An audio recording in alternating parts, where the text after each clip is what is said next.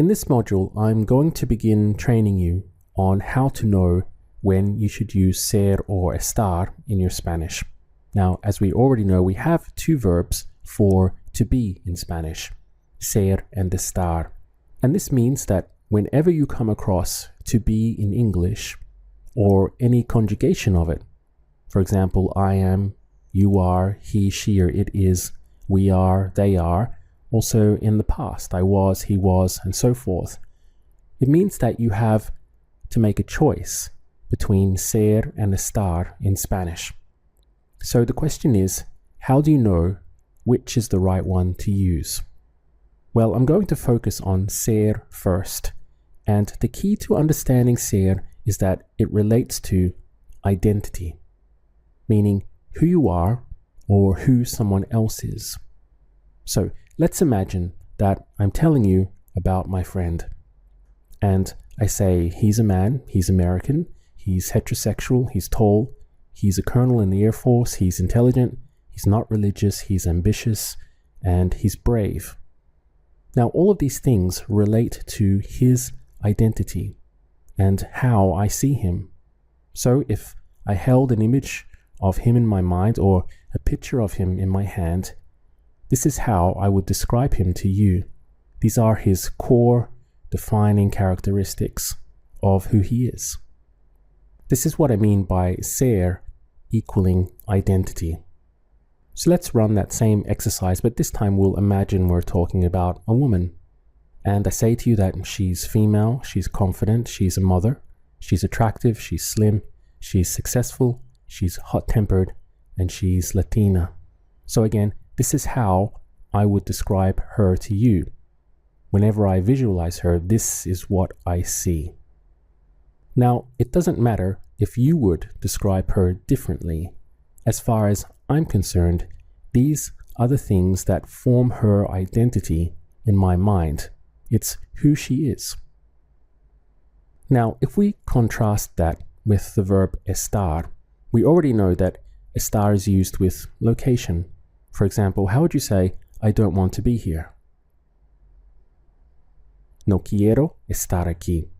So here we have the verb to be in English, and we haven't gone with ser, we've gone with estar, because we're referring to location.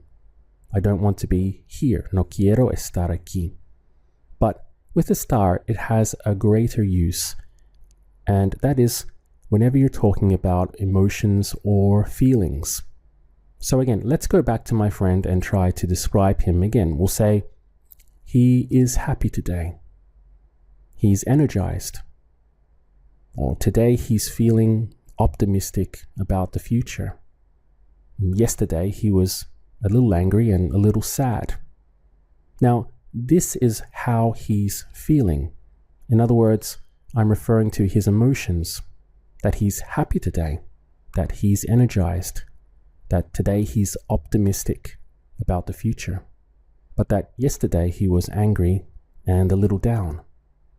This is where estar would be used in Spanish, because these phrases say nothing about his identity. They only describe how he's feeling right now or how he was feeling. If we take this phrase of he's optimistic today and contrast it with he's an optimistic person, you can start to see a clear distinction between how Spanish separates ser and estar. In this first one, we're really not saying anything about his identity. We're simply describing the emotion or the feeling that he's experiencing today. He is optimistic today. Now, perhaps other days he's down and a little bit depressed.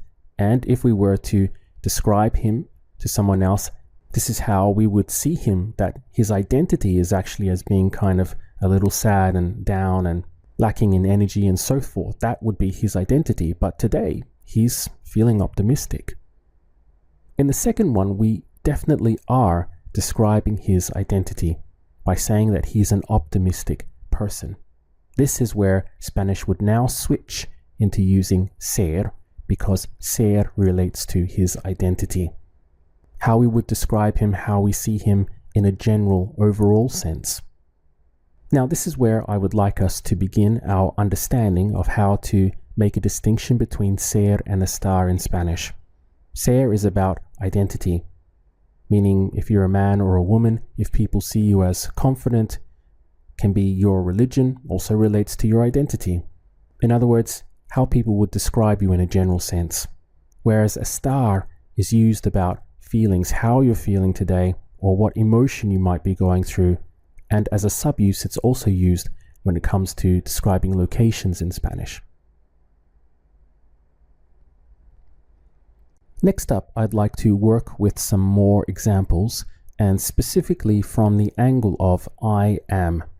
So on the ser side, the sound for I am is soy, soy.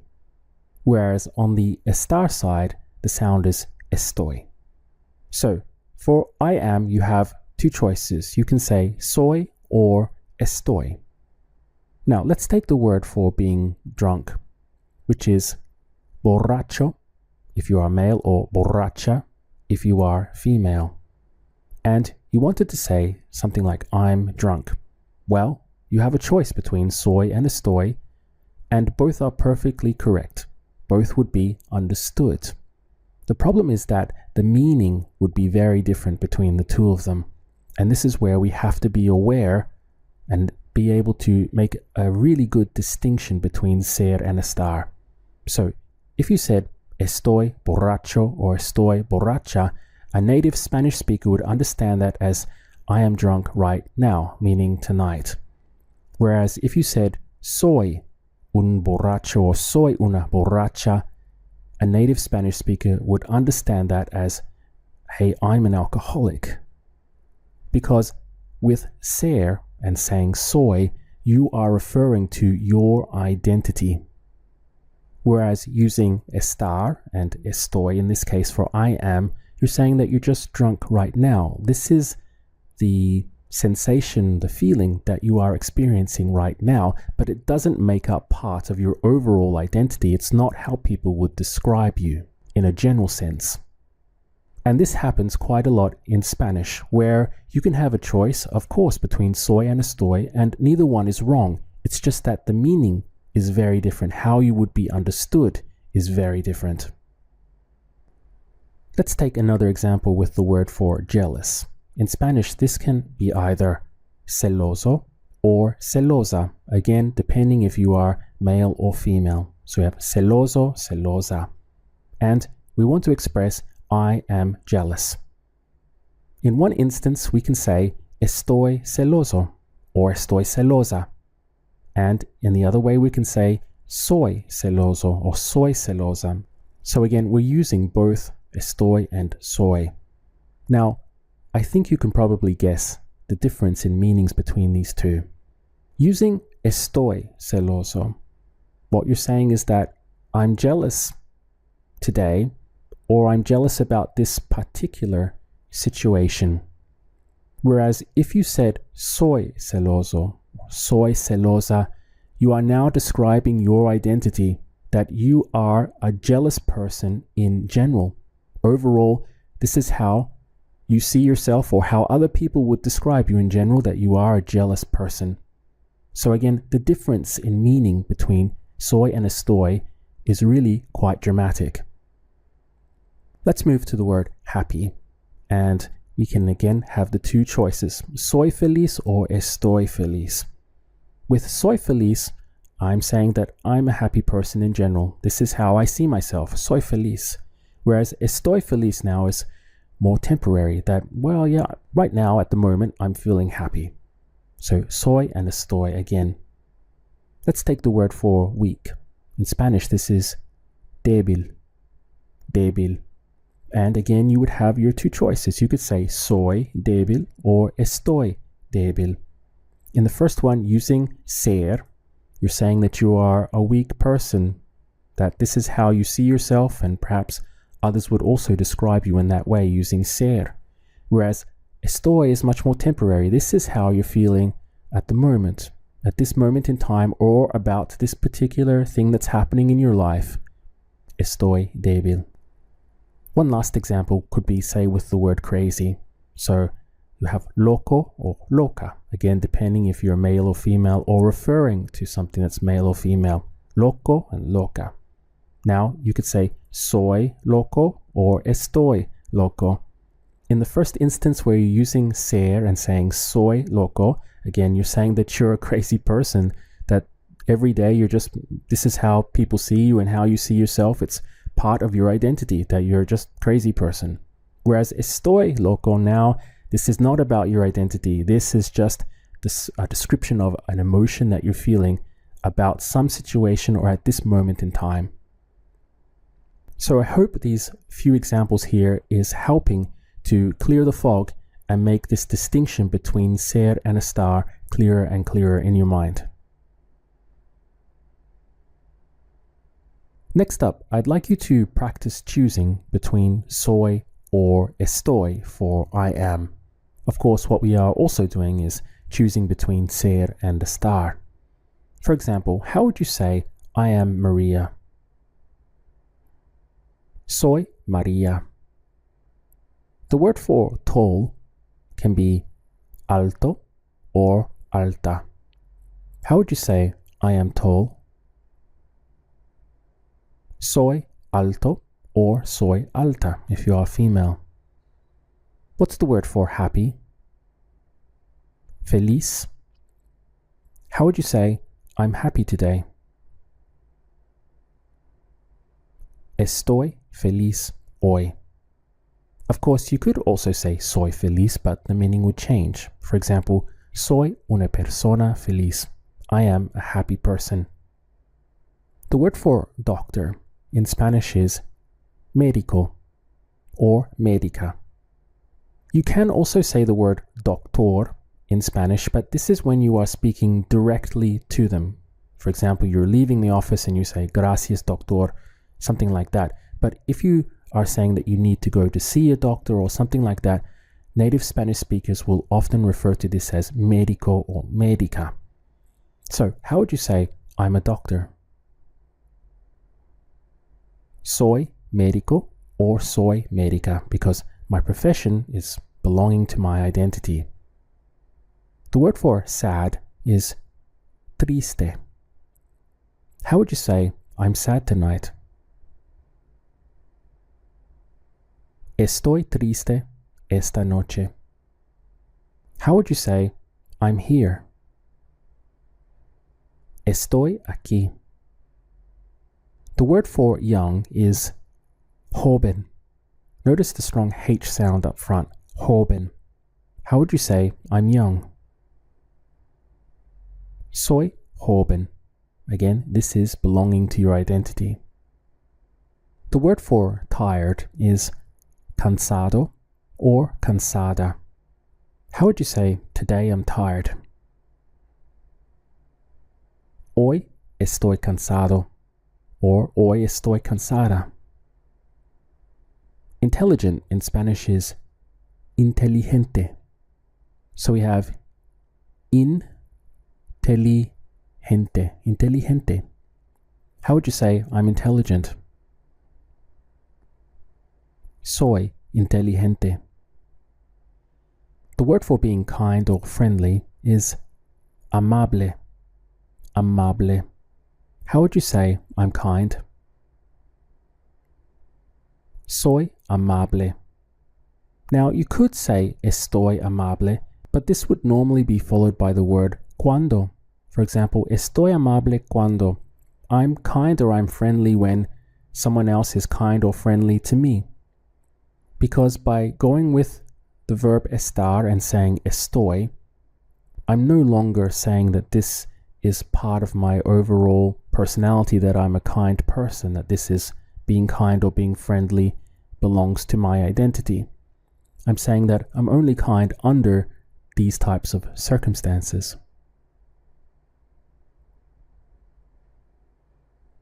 In the last video, we were working with I am using soy and estoy. I would like to now move on to the angle of he, she, or it is. And of course, we have, again, two choices. On the ser side, it will be es, and on the estar side, it will be está. Now, of course, we're already well used to working with es, because from levels 1 and 2, we had es normal, es posible, es imposible, es así, es bueno, es grande, es importante, and so on. And I don't want you to lose any of that. All of that will remain exactly the same. What we're more concerned with in this module is when it comes to describing people. So how you see them or how they're feeling. This is where we're going to have to choose between es or está. Now, a little word on the pronunciation side of está. We already have this word esta, which means this. For example, esta mañana, esta noche, esta tarde. This is the one without the accent over the A. So the push is up front, esta. Whereas when you put an accent over the A, the pronunciation changes. So you have está. You stress that final sound there over the A, está. That's the only difference between he is, she is, or it is, and the word this in Spanish, is the inclusion of that stress point. So you might just practice your pronunciation between the two. We have esta, está, esta, está. Make sure that you're stressing that ending here. Now, the good news is that all the same rules apply, the same distinctions apply. So, for example, to say he is Pedro, well, this is about his identity, so it would be es Pedro. Do you remember the word for tall?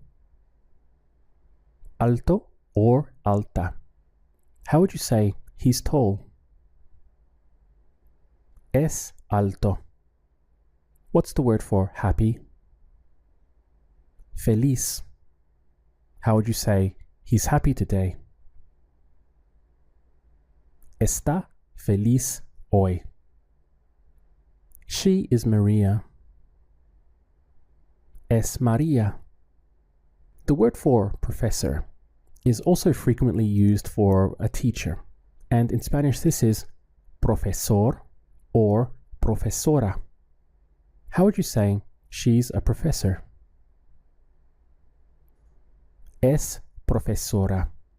We went with es on the ser side because, again, her profession is part of her identity.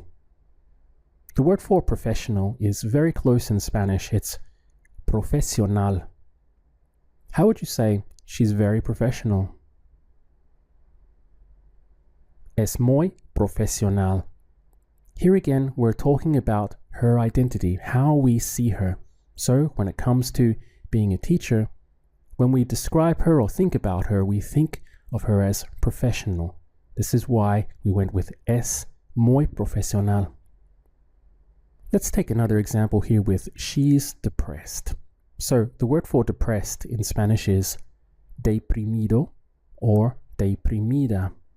Now we could have a choice. We could say es deprimida or está deprimida. What is the difference between the two? Well, for me, hearing es deprimida, this belongs to her identity, that I see her as a depressive person or someone who is down and depressed a lot. Whereas está deprimida suggests to me that this is something temporary, or it is pertaining to a particular situation or event in her life. So again, we have that distinction, or making that distinction between the two. Es deprimida or está deprimida. To say a little or a little bit in Spanish is un poco. Un poco. How would you say today she's a little depressed? Hoy está un poco deprimida. The word for normally is normalmente. So we basically have the word normal and we just hook on or tag on mente, normalmente. How would you say but normally? Pero normalmente. Now let's try a more complex one. We have a sentence here. Today she's a little depressed, but normally she's happy. Notice we have two instances where we have to choose between ser and estar. First of all, we have a she is here, and another, she is there. So you have two decisions to make in this sentence. Try to do it.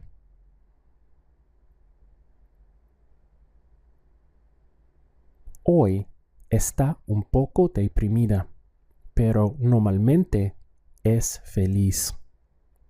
So in the first instance, we went with estar because this is not, or we are not intending to imply that being depressed is part of her identity or who she is.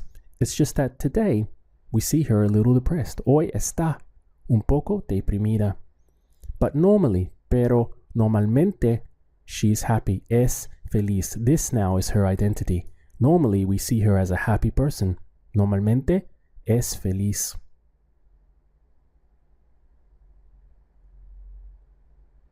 So we're coming to an end of our short module looking at ser and estar, and I thought that I would just do a quick review over the main points I would like for you to take away from this.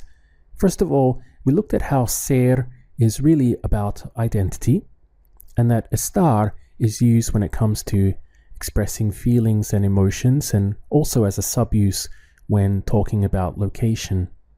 Now, when it comes to identity, what type of things belong to your identity? Well, you have your name, your nationality, whether you're male or female, your religion. Even if you don't have a religion, you're non-religious. That is also belonging to your identity, how others would describe you or see you. Your occupation, your physical appearance, whether or not you're confident or happy, whether you're lazy, whether or not you're a hard worker, anything that relates to how you would describe yourself in general or someone else would describe you in general belongs to this idea of identity, and you will go with the verb ser. Then we dug down a little deeper with I am, and we had the two choices. So we have soy or estoy, depending on which side you're going to use. And we also worked with he, she, and it is. So we had the two sounds of es and está. Now, often, as I've mentioned, both options are correct in Spanish. They will both be grammatically correct. However, the meaning between the two will be very different. This is why when we're using ser or estar, we must be aware of exactly what it is that you wish to say. Now, ser and estar is a deep subject in Spanish, and we're still very early in the course. But I wanted to get you started. I wanted to get you thinking about this subject right away so that later on in the course, when we go or dive into these things with more detail, you'll already have had a head start.